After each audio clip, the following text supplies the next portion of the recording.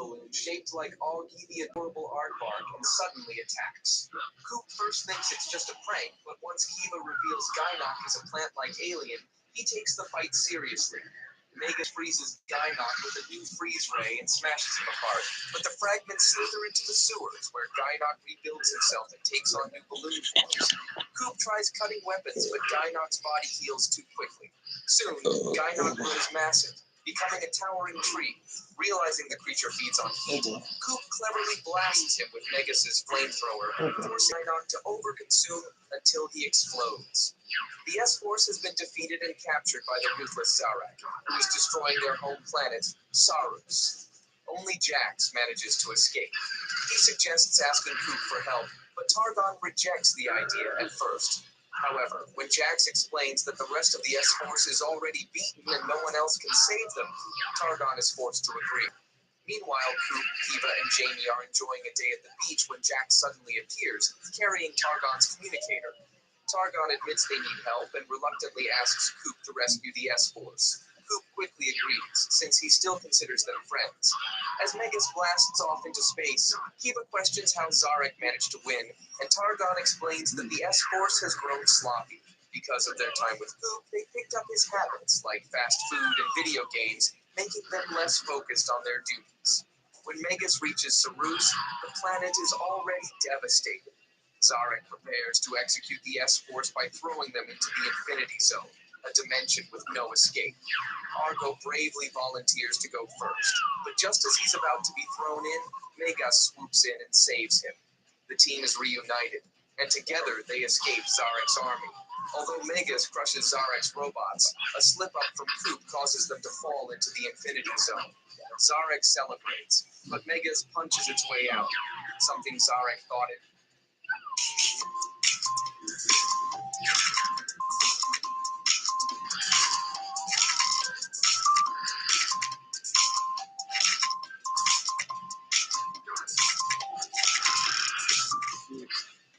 Oh, hey, man. Need some tickets? Yeah, you got two? Yeah, just need your credit card. Jesus fuck, protection checks more than 500 data points on your transactions. Hey, what you gonna do now? That security code in the back of the car. Don't play. And that is not his credit card. Friend, you got a brother. No one is more secure than you. Zarak thought it possible. With renewed hope, Argo urges Coop to take them to their Zorks so they can face Zarak, who now summons his ultimate weapon, the Star Serpent. The S-Force retrieves their Zorks from a cave, but the Star Serpent soon attacks their location. To protect them, Coop activates Megas' Super Destructor mode and launches a wave of missiles. However, since the mode was never properly tested, the missiles miss their target and hit the Zorks instead. Luckily, the S-Force had already combined their machines into the Super Ultra Dimensional Magno Extreme Robotoid Power Store, which saves them from destruction. Now united, Coop and the S-Force launch a counterattack. While the S-Force battles Zarak's robots on the ground, Megas climbs directly onto the massive Star Serpent. Zarak tries to strike Megas with the serpent's tail, but Coop cleverly turns the attack against him. Using the tail as a weapon, Megas smashes the serpent's head and This shit. Damn it. brings down. The serpent's tail breaks off and crashes toward the city, but the S-Force quickly divert it to a safe, empty area. With the fight won, Zarak is captured, though he vows to return. During the victory ceremony, Targon declares that the broken tail should remain as a reminder that the galaxy will always need heroes like the S-Force. Argo adds that heroes also need allies like Coop. Yet, just as the moment feels inspiring, Coop accidentally destabilizes the tail, causing it to collapse over the city, ending the day in classic Coop fashion. While exploring a distant planet, Megas enters a cavern filled with bat-like space creatures called Florgnauts. They seem dormant at first, but Coop's clumsiness wakes them up and sparks an attack. Since he forgot to do an oil change back home, Megas cannot fight at full strength. Just when things look bad, laser beams suddenly rain down on the Florgnauts. The shots come from a massive cloaked spaceship that soon reveals itself as the Saving Grace. Its hatch opens and pulls Megas inside. Once aboard, Coop and his friends are surrounded by the crew. At first, the captain plans to scrap Megas and get rid of them, but when he notices Kiva, everything changes. Introduced as Jean-Michel Warlock, the captain becomes smitten with her and orders his men to stand down. He then invites the group to explore his ship. While Coop heads to the mess hall with Jamie to try the matter replicator, using it to make a Philly cheesesteak, Warlock takes Kiva to a storage hangar, claiming it holds a time control unit. However, he quickly reveals his true plan. He wants Kiva to stay aboard and leave Coop and Jamie behind. When she refuses, Warlock orders his crew to capture them. Coop and Jamie are chained up, but Kiva defeats the guards and duels Warlock himself. After winning, she demands her friend's release, offering to remain as his queen in return. Warlock's men return Coop and Jamie to Megas, but instead of honoring his promise, Warlock ejects the robot into space, placing it directly above the orbit of the planet, crawling with Florgnots. Anticipating such treachery, Kiva makes her own escape attempt, while Warlock sends his soldiers to hunt her down. Meanwhile, Coop manages to get Megas running again by greasing the engine with 3 extra cheesesteaks he grabbed from the mess hall. With full power restored, he swoops in just in time to rescue Kiva. Warlock, still obsessed, makes one final plea for her to rule at his side, but she angrily refuses. Enraged, he unleashes his robotic army. Unfortunately for him, Coop tears through them with ease, forcing Warlock to escalate by firing the Saving Grace's heavy artillery, which lands serious blows on Megas. In an effort to turn the tide, Coop tries activating a powerful weapon, only to accidentally blast Megas's horn. The sound attracts the Florgnots from below, and Warlock, confident they'll finish Megas, cloaks his ship. Thinking fast, Coop yanks off the horn and hurls it into the Saving Grace's cracked hull. Since the Florgnots navigate by sound, they swarm the ship, tearing it apart piece by piece. Warlock retreats, swearing he'll return for Kiva as his ship crashes toward the planet in a storm of monsters and debris.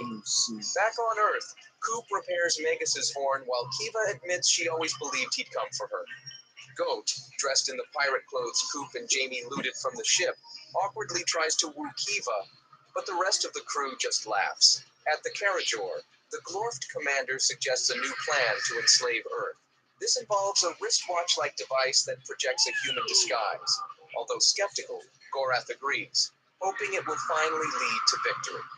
Meanwhile, Coop, Kiva, and Jamie attend a rock concert with Megas. Inside, they spot Goat and Tiny enjoying the show. When the music starts, Jamie is slammed by the crowd, so he heads to the food stand with Kiva. There, they notice some tough spectators causing trouble. Suddenly, soda spills on one man's wristwatch, short-circuiting it and revealing him to be a Glorft in disguise.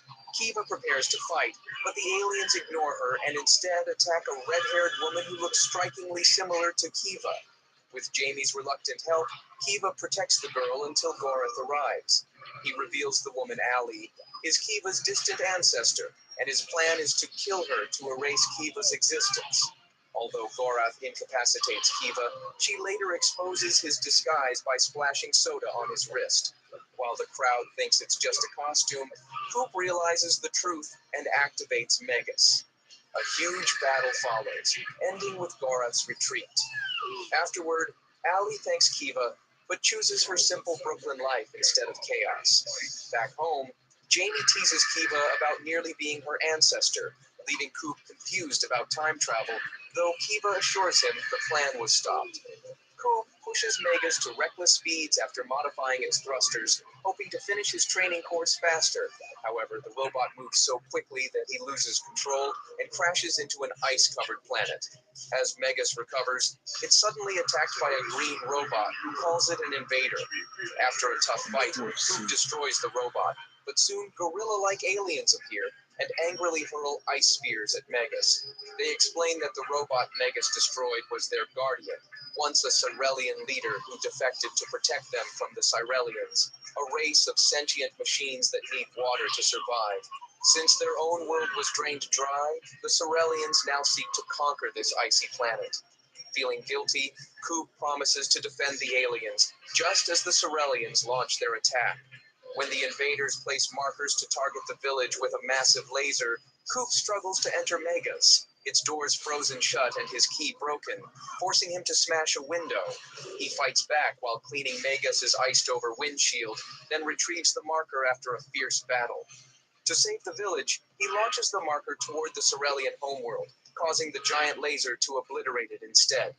The blast also destroys the Sorelian flagship. Megas returns home while the Cryoks are left to adapt to their new ecosystem.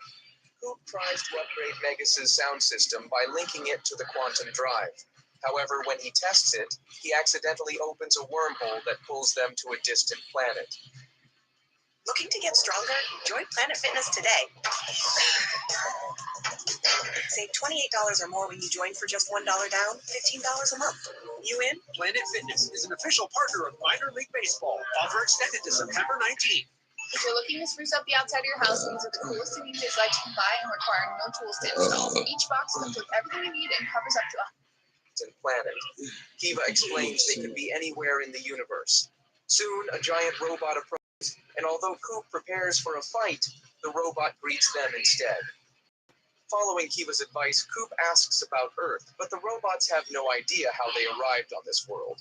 When Coop points out one robot has jets, it tries to fly, only to be shot down by robotic guards. Coop battles the guards, but Megas is disabled and taken to a facility run by Clar, a prison warden. Mistaking Megas for a prisoner, Clar tries to reprogram it, only to discover it has no AI. Realizing it is piloted by humans, Clar decides it must be destroyed and sends it to a massive grinder. Fortunately, Kiva revives Megas just in time, and Coop smashes the grinder. Clar then controls enslaved robots with a satellite dish. To save them, Coop destroys the dish, freeing the robots. Robot 32 helps the trio return to space. However, Jamie notices a sign revealing the planet was a prison for violent robots, leaving Clar to face the criminals he once controlled. Deep in space, inside an alien bar, a criminal named Skalgar notices a wanted poster of himself and grows angry because the bounty on his head is embarrassingly low. Wanting more respect, he destroys the bar after being mocked by a larger robot. While leaving, he catches a transmission from Earth showing Coop bragging about a universal remote, which he calls the most powerful controller anywhere. Believing it can help him rule the universe, Skalgar sets course for Earth. Meanwhile, Coop, Kiva, and Jamie arrive at a drive-in theater. Coop connects his remote to Megas and proudly explains how it lets him record shows from miles away. Kiva doubts the usefulness, but Coop insists it's genius. Goat secretly sneaks into Megas' trunk, keeping up the drive-in tradition. Just as the movie begins, Skalgar arrives, destroys the drive-in, and attacks Megas. At first, Coop laughs at Skalgar's silly name and size, but he soon realizes Skalgar is dangerous when Megas gets knocked back. Skalgar demands the remote, yet he doesn't understand how it works. He teleports it into his hands, angering Coop. Coop fires exotic particles, but they form a shield around Skalgar. Using Megas' teleportation, Coop steals Skalgar's stabilizer drive, reversing the shield. Jamie tricks Skalgar into firing all his weapons, causing him to vaporize himself. The city is wrecked, the remote destroyed, and Goat remains trapped in Megas' trunk, still waiting for the movie. The Glorft set up a massive core destroyer, designed to drill into Earth's core and wipe out the planet. To stop it, Kiva boards the machine to sabotage it, with Jamie tagging along only to hold a panel open. Meanwhile, Coop stays behind in Megas to fight off the Glorft forces. Bored, he cycles through different controllers until he finds a golden one he likes best. At this point, Garath enters the battle in his personal mech and challenges Coop directly. While fighting, Coop accidentally enters the Konami code and teleports both himself and Gorath into an alternate dimension. Inside this new world, their fight turns brutal. Megas loses part of his leg, and Gorath resorts to blades. Coop blames Gorath for the destruction around them, but Gorath corrects him, saying if his core destroyer had worked, Earth would have been gone. not just one city. Coop is forced to realize much of the destruction was his own fault. Suddenly, more mechs appear. Gorath assumes they are allies, but they open fire on both of them. A human soldier demands their surrender. Coop and Gorath fight back, yet both are captured and taken to a base. There, Coop meets an alternate Jamie, who mistakes him for his own Coop. Soon, chaos breaks out, armies clash, and Coop learns the harsh truth. This ruined world exists because of him. Evil Kiva reveals that the new Coop is from another reality, and evil Coop wastes no time mocking him, calling him fat, insulting Megas, and bragging that he abandoned that toy years ago. Worse, he now has the dimension coordinates and vows to destroy Earth all over again. Evil Coop then obliterates the Carajor with a rocket punch, leaving Megas badly damaged. Coop, Gorath, and alternate Jamie regroup for a surprise strike on Evil Coop's fortress. They manage to cripple the warp gate, but in the fight, Evil Coop impales Mega's chest core with an energy sword, destroying it. Gorath drags Coop to safety as the fortress rebuilds its gate. With Megas gone, Evil Coop and Evil Kiva prepare to invade Coop's Earth. Confused, Coop demands answers. Alternate Jamie explains their Coop turned evil after defeating the Glorft. He got in shape, abandoned Megas, and Kiva followed him, becoming a cyborg. Realizing Evil Coop left his old Megas behind, they raid his garage. Inside, Coop discovers an upgraded Megas, and with Gorath's help, heads back to stop Evil Coop. A massive battle erupts. Glorft troops side with Coop, clashing with Evil Coop's army. Coop duels Evil Coop, while Gorath fights Evil Kiva. Eventually, alternate Jamie traps the villains between dimensions. Just when peace seems possible, Coop clumsily triggers the core destroyer, wrecking Gorath's mechs and reigniting their rivalry. Back home, Jamie and Kiva don't believe a word of Coop's story, until he unveils the shiny upgrades on Megas. So that will be it from us. If you enjoyed the video, let us know which character was your favorite. Also, do not forget to leave us a like and subscribe.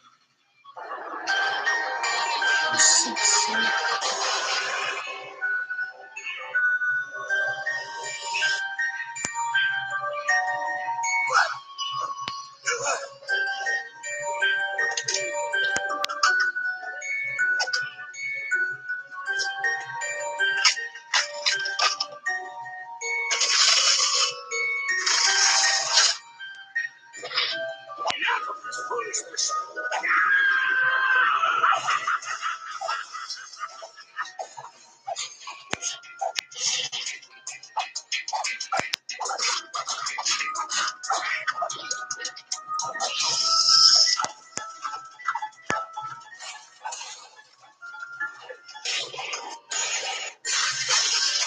You seem a bit strong for a human, don't you think, Uncle? Oh, that's right. You said no superhuman strength. I understand now.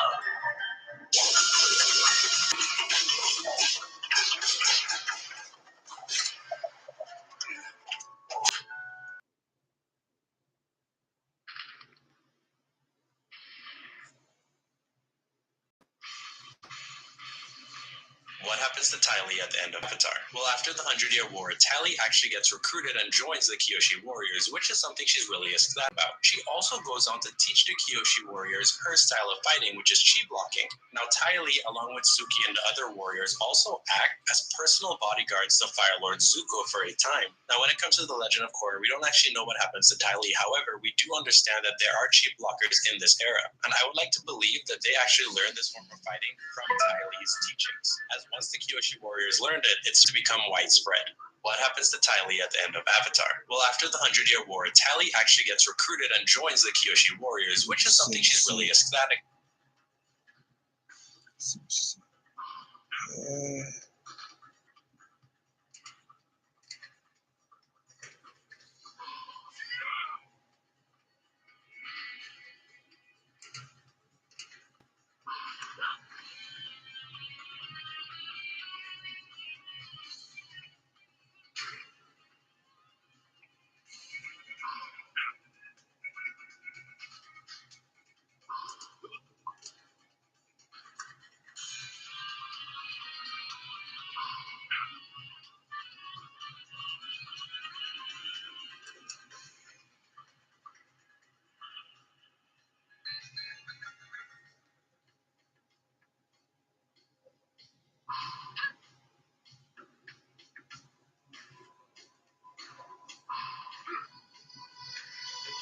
Found this coin on the street and decided to scan it.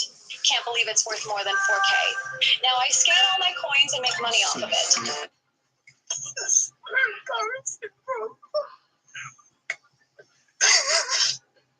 Fellas, welcome back to the channel. Today we're talking about how many modern American women are in shock because even the good guys have walked away from the dating scene. No more chasing, no more sipping. They're done. Women didn't see it coming. Don't forget to like, comment, and subscribe. Let's get into it.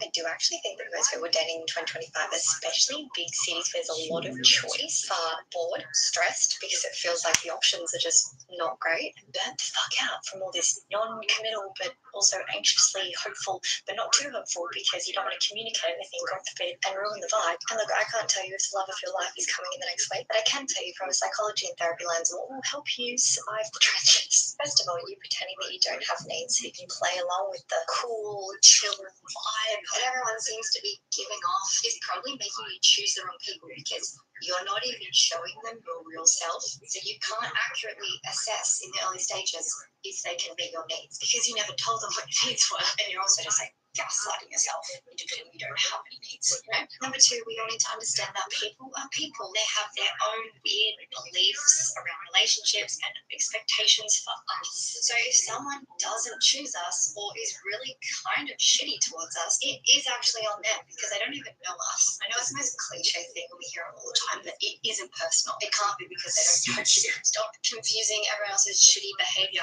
for a comment on how worthy you are. Dating culture is definitely screwy at the moment, and I don't know if it'll get any better, but speak up for what you need. Don't make dating the center of your existence, putting it on a pedestal. Build your life along the way, and when that nice anxiety gets in your head, keep bringing yourself back to how worthy you actually are, with or without anyone else, because your worth isn't dependent on how they treat you and what attention they give you. Listen closely. If I am not your type, don't pursue me. Don't talk to me. You don't look at me and you're like, dang, that's my dream girl. I gotta have her. Don't even try to date me. I will never, ever, ever date a man where I am not their usual type. I'm not their dream girl. Because they always go back to their type and their dream girl. You be the fun little thing that they're like, well, let me test this out, see if I'd be into her. If I am not the girl that you want so bad, I'm not going to date you. I'm not. I wish you would leave me alone. I don't want to be your little experiment. Could I be into a pink-haired girl with tattoos? I normally like white girls with blonde hair that dress like Little House on the Prairie. Leave me alone. I'm not gonna be it for you. I don't think so. And very rare that I would be. You're probably gonna go back to your Mormon-looking girlfriends in the end, and then you just hurt me. Don't freaking go in my inbox. Don't come up to me and ask me out. Don't pursue me. If I don't look like your typical type, you always go back to, don't you dare try to make a move on me. And my man is gonna want me so bad, okay? Because I am like that. When I'm with someone, they are so fine to me. All right? And if you think I'm going to settle for less energy and just figure like, she wasn't really my type, I really wasn't into her, that's not my story. That's not going to be my story because my future husband's not going to be like, well, I really wasn't attracted to her, but like she grew on me. No. My man is going to see me and be like, she is fine AF. And not only that, she has a great character. She's going to be a good mother, a good wife. I need to be with her. I need to pursue her before anyone else does. And I'm not settling for someone who I'm not their type. Sorry, it doesn't ever end well for me. If you think I'm going to give another chance to another man that says that I'm not his dream girl or what he usually goes for, no. Pick it up with the guys who ruined it for you, okay? Sorry. And this right here is the irony of modern dating expectations. This woman says, if I'm not the girl you want so bad, don't date me. Don't even talk to me. I'm not your experiment. And on the surface, sure, sounds like someone who knows her worth, right? But let's pause for a second.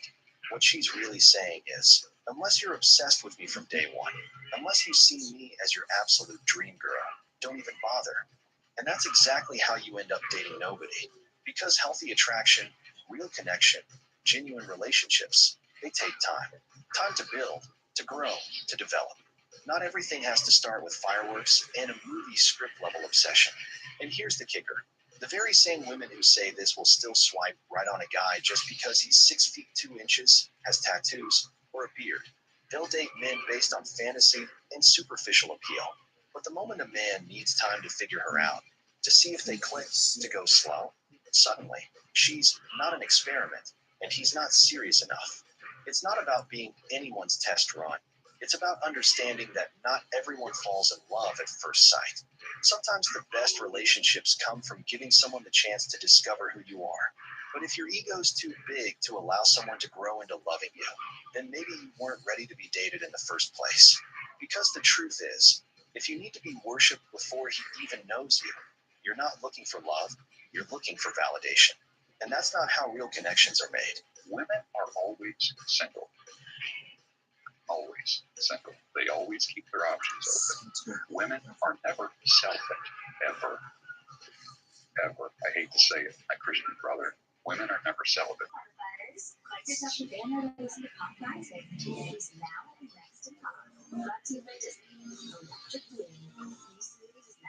On Disney Plus, Disney Plus